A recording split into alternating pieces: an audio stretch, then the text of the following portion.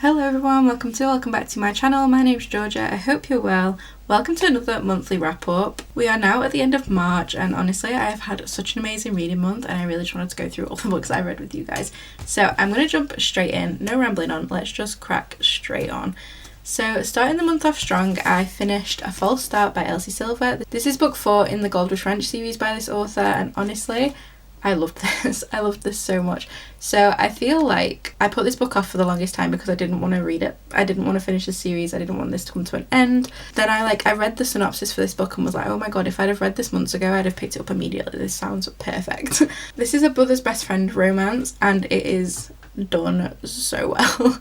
So we follow Nadia and Griffin. So Nadia is the main male character from book 3's younger sister and Griffin is his best friend / sort of like helping hand on the ranch. He's also like the old owner of the ranch that the main character from book 3 runs. So it's sort of an interesting sort of setup. We're following Nadia as she sort of goes back to vet school and tries to get her life sort of sorted and understanding what's going on, and they're sort of meeting and first sort of interaction, not knowing who the other person was, they had sort of instant chemistry and it was just so fun. It is a little bit sort of insta-lusty and if you think about it too hard then this probably isn't the most amazing book, but I loved it. I think it was so fun and the spice was incredible, the chemistry was through the roof and I just had the most amazing time. The only thing I didn't love about this book is I feel like we don't really see much of Gold Rush Ranch. I feel like this one does sort of sit kind of separately to the rest of this series. I feel like book 3 and book 4 in this one aren't as connected to Gold Rush Ranch as the others have been. So obviously like Mira from book 3 works on Gold Rush Ranch and like Nadia works at Mira's clinic, so like it's linked to Gold Rush Ranch that way, but other than that I feel like we just spend the whole time on Stefan's ranch. Can't think of how to explain it, so I'm just gonna leave it at that. And one thing I did love about this book is right at the end of this book we talk about Emerald Lake, which is where she went to university, and that is also where Elsie Silver's next series is set. And I'm like, did she plan that all the way back on this book? Like, has she been planning ahead for the past, like, well, when was this out? Was it 2021? 2022. So this was planned like 4 years ago to be now linked to Emerald Lake. So I do feel like we might revisit here a little bit in these characters a little bit, or at least Nadia, in the next series that we read, which I just think is so interesting. But I am really looking forward to getting further into Elsie Silver's writing, and now that I've finished this book I feel like I can now jump into her next series, which is going to be the Rose Hill series. I'm still kind of sad to leave sort of like Ruby Creek and Gold Rush Ranch behind, so we've done it, we've finally finished this series and now we can move on to more of Elsie Silver's series. But first book of the month done. I did settle on a 4-star rating for this one. Like I say, it wasn't perfect, there are definitely a couple of little things that I weren't too chuffed with, but all in all a very, very fun, spicy time, which is exactly what I expect from Elsie Silver, so that's fine. The next book I jumped into was Sky Shade by Alex Astor. This is book 3 in the Lightlock series by this author. This is a young adult fantasy romance, but I would definitely say that in this book we are towing the line and sort of crossing more into sort of older adult, I would say. I really enjoyed this one. We are following our main character Isla from book 1. I can't tell you much about this without giving you guys spoilers, but there is definitely a love triangle in this series and this book sort of follows the side of the triangle that I wanted, so I enjoyed that side of it. The romance is a lot of fun, the like overarching plot for this is really interesting, the magic system is really fun, and I really liked where this book went. Like I said, I can't really tell you much about the happenings of this one without ruining it, but the first book is a trials and competitions sort of read, so if you enjoy that sort of setup then I would recommend this series. It is advertised as a young adult book, but I don't agree with that for a lot of it, especially further into the series I get. But I really liked this one. I liked how it ended. I liked the sort of story we had through this.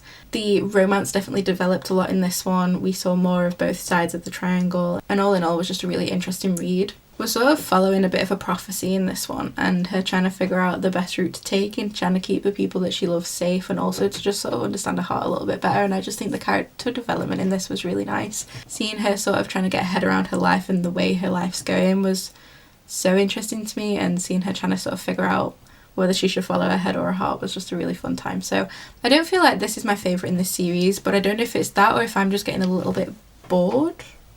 So like books 1 and book 2 I rated both of them 4-star. I have rated this one a 3.75. Again, I am still enjoying this series, but I don't know if it's just if I'm just losing a little bit of interest. But I am still definitely intrigued by the rest of this series because I do think going forward rather than just having Isla's perspective, we're going to be getting all 3 perspectives in the next lot of books. So like the next book is the novella with both Grim and Aura's perspective of events so far, and I think in book 4 that we just actually get everybody's perspective. That just, it like intrigues me so much, so I'm definitely going to continue, but I do feel like I'm getting a little bit bored of this one. But equally, I have heard that people think this is just sort of like a filler book, so it's kind of got that middle book syndrome going on. I'm intrigued. I did enjoy this one still. I just think that I'm starting to lose a little bit of interest, but I'm hoping the next book does pique my interest again. The next book I read in the month of March was Heated Rivalry by Rachel Reed. This is book 2 in the Game Changers series, and now means that I can watch the TV show, which, let's be honest, is all I'm really aiming for here. So this is book 2 in Game Changers. If you haven't heard about this book, then I am very shocked. But this one is an ice hockey romance. It's an ice hockey romance.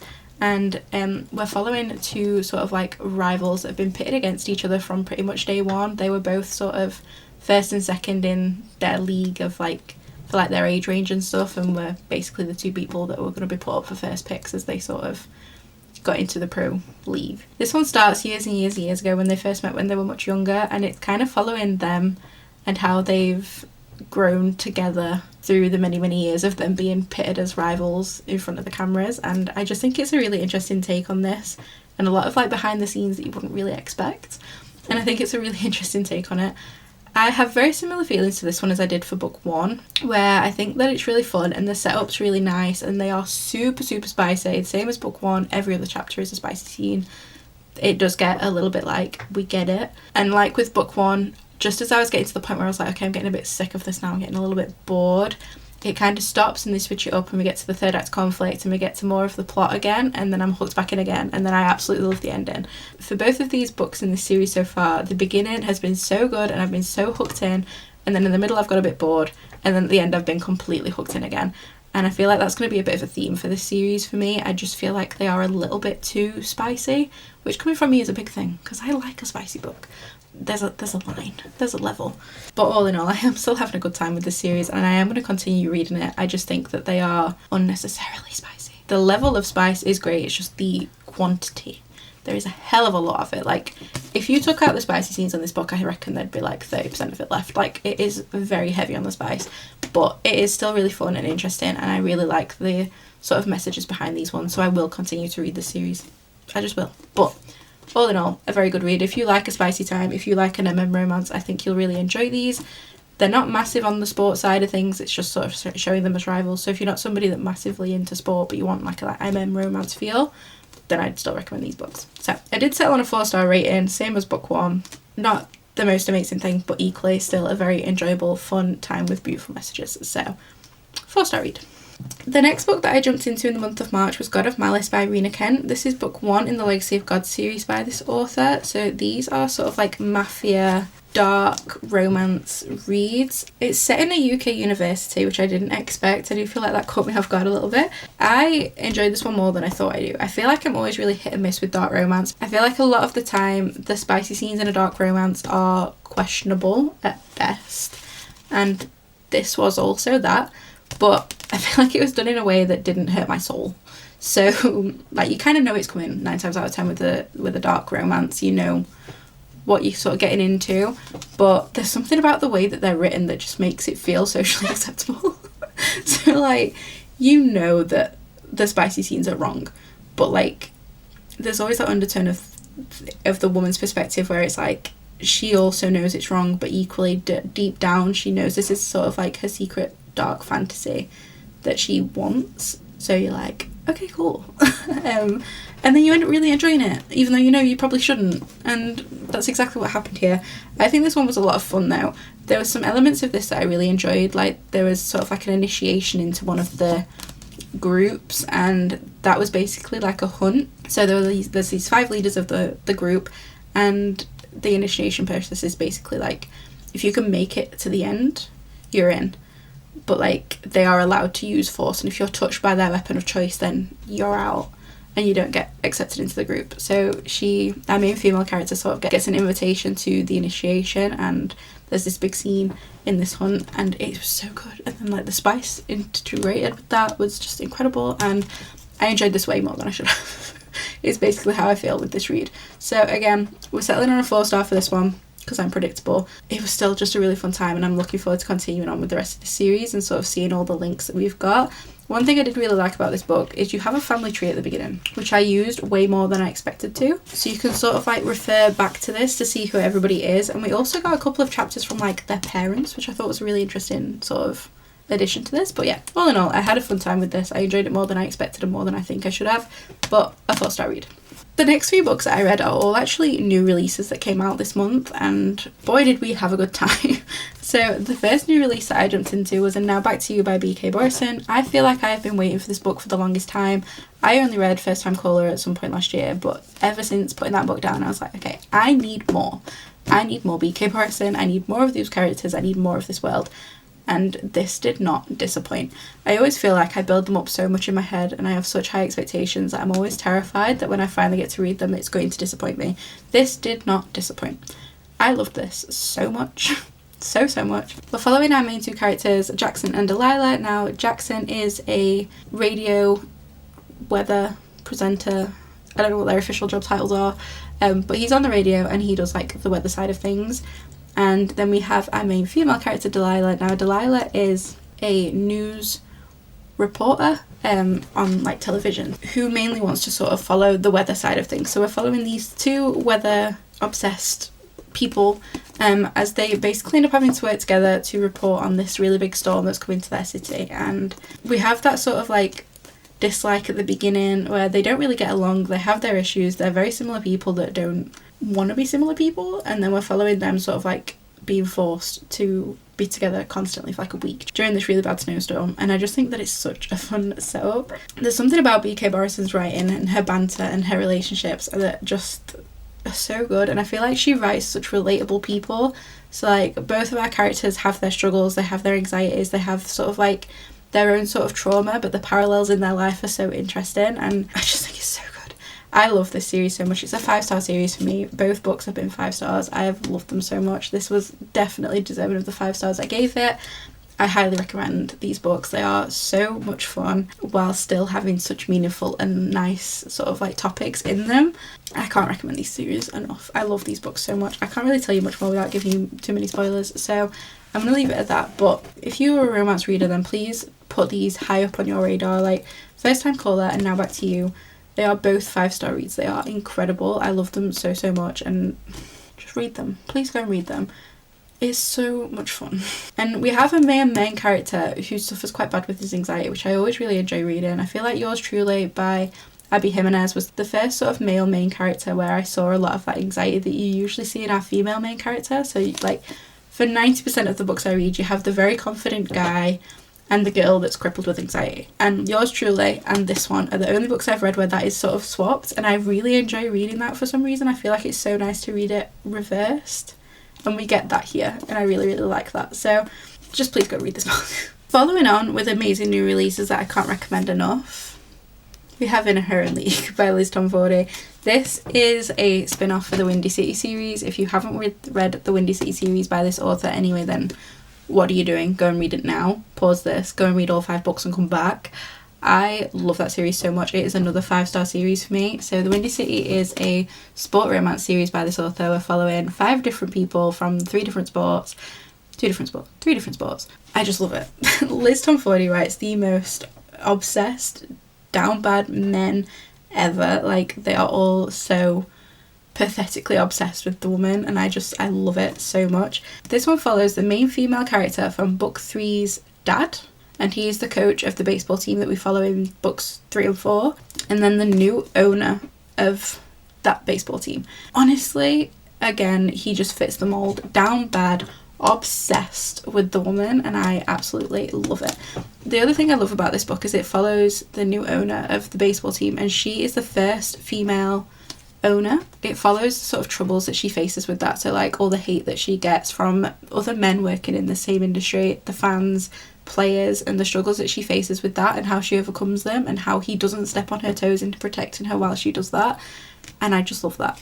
So we follow Monty and Reese. So Monty is the coach and Reese is the new female owner, and Monty is so protective of her, but he does it in a way that he isn't sort of like stepping on her toes and undermining her, and like he's just standing by well and supporting while she needs it, and I just love that. The spice in this book is incredible. The gym scene, the office scene, so good. And the third act conflict again in this was really nice. I was slightly worried that it was going to go on the miscommunication route, and I was getting a little bit scared that that was going to ruin this for me, but the turn that it took I really enjoyed, and how it was all resolved was really lovely. I honestly love this so much. This is a 6-star read. It's not very often I give a book a 6-star. There's something about it. I devoured this book. It was so good. I love Liv Tom Fordy's writing, and I feel like when I read Rewind It Back, I was like absolutely heartbroken with the fact that we were finished with this series, but then we kind of got to dip our toes back in with this one. But now I feel like I've got that book hangover for this series all over again, because I just love it so much, and all I want to do is go back and start it again and reread it all. I can't recommend it enough. I love it. They're just so good. So another very, very highly rated, highly recommended book. If you've not read this series, I would 100% recommend it. I didn't think I liked sport romance, and then I read the Windy City series, and now all of this is sport romance. So like, I recommend giving it a go, and don't just base it off Mile High. Mile High was my least favourite, and then I feel like they just get better and better and better and better. So read at least 2 of them before you decide whether you like them or not. I still really enjoyed Mile High. I think it was like a 4.5, but then the rest of the books were like back to back 5 stars. I love this series so much, it's unbelievable. If you take anything from me, go and read this book. It is incredible. I cannot recommend it enough. Monte, what a babe. So my final read for the month of March then, we have Blood and Roses by Callie Hart. This is volume 1 in the Blood and Roses series by this author. This is a sort of like criminal underworld mafia style book. So this is like my second mafia criminal read for this month, and I feel like it's been so long since I read that, like literally years, so it's kind of interesting dipping my toe back into this. This one follows our main female character, Sloane. She is a doctor doing her like residency, and she is a trauma surgeon at a hospital.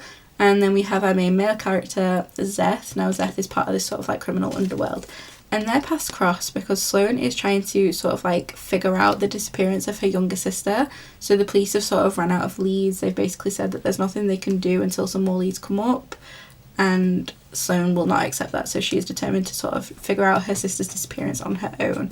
And I can't tell you any more than that without giving you massive spoilers, but one thing I will say about this book is I really enjoyed the fact that the third act conflict in this was nothing to do with the couple and their relationship. The third act conflict is completely separate, and I love that. I feel like that's something that doesn't happen enough in romance books. I feel like the third act conflict is always like a miscommunication or something that like depends on one of them messing up or that sort of thing, and that is not the case in this one, and we just don't get enough of that. So I really, really loved that element of it. It's just something that I don't feel we see enough in books, especially in romance. It's always just something daft that could have been avoided, whereas like this was just perfect in that way. I thought this was going to be like my third 5-star read back to back, but this one unfortunately didn't give me the 5-star feels. I have settled on a 4-star for this, and I don't know why. It just hasn't given me that 5-star vibe. But like, the spice in this was really good. It was very spicy, and there was a spice element in this that I've not really read before either, which I did think was quite interesting and quite fun. I enjoyed that element of it as well. I would definitely check your trigger warnings with this one, again with it being that sort of criminal underworld mafia sort of setup. The spice is questionable in some places as well, so just read your trigger warnings. There's a lot of darker topics in this. She does literally say at the front of the book that like a full list is on her website because it's to be read with caution.